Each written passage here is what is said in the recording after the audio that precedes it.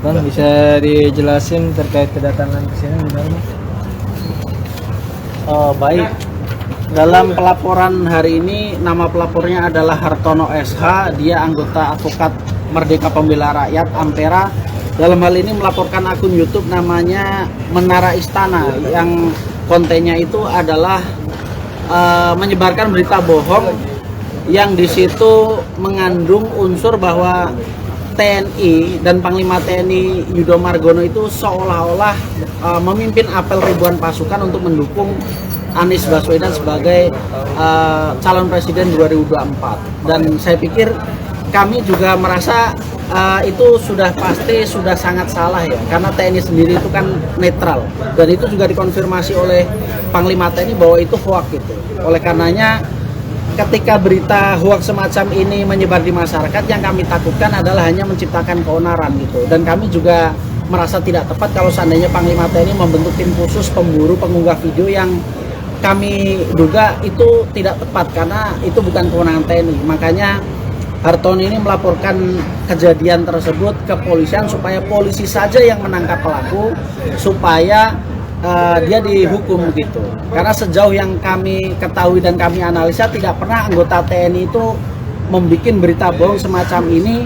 Dan saya pikir ini pelakunya pasti sipil, jadi bukan ranahnya TNI untuk memburu pelaku. Kalau seandainya TNI tersinggung atau merasa marah, harus tetap legowo bahwa dia harus melaporkan ini ke kepolisian supaya polisilah yang menindak itu, jangan bergerak sendiri, karena itu akan menimbulkan vigilante dan semacam aksi main hakim sendiri begitu. Bang, kalau untuk bukti-bukti yang dibawa Bang, untuk laporan ini Bang? Buktinya adalah video, lalu link URL sama beberapa pernyataan dari Panglima TNI yang menyatakan itu hoax yang sudah kami print dalam bentuk kopian berita ya. Kalau untuk yang dilaporkan Bang?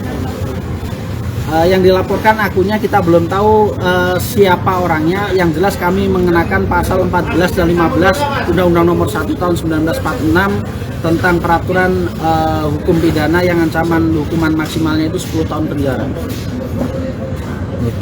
Untuk nama akunnya Bang, ada Bang? Namanya Menara Istana, akun YouTube. Berarti orangnya belum tahu siapa yang punya. Kita belum tahu. Bang, artinya pelaporan ini sekaligus untuk mengantisipasi tindak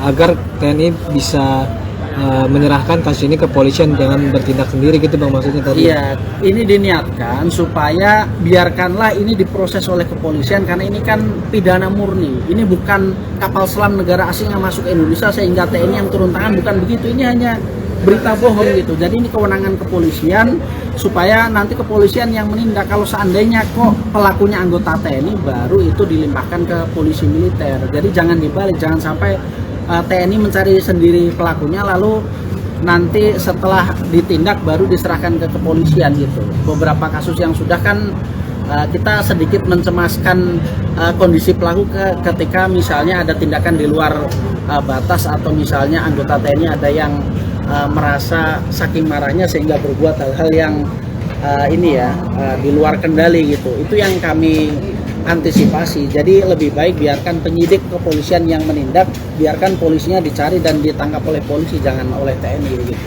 Jadi Bang, informasi terakhir itu dari TNI bilang kalau sudah mendeteksi pemilik akun Menara Istana ini. Nah, ini sebaiknya bagaimana Bang tanggapannya?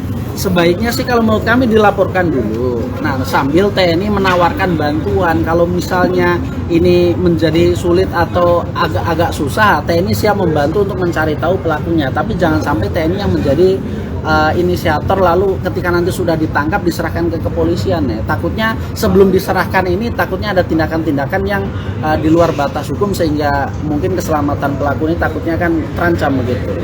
Jadi lebih baik biarkan polisi menggunakan kerangka penegakan hukum yang menangkap dan menindak gitu. Karena kalau polisi menangkap orang kan tentu ada mekanisme penegakan hukum. Kalau TNI kan tidak ada begitu. Tujuan pelaporan ini untuk agar tidak adanya gaduh jelang politik ini ya? Iya betul. Jadi supaya berita bohong itu minimal orang takutlah untuk memproduksi dan menyebarkan berita bohong. Oke.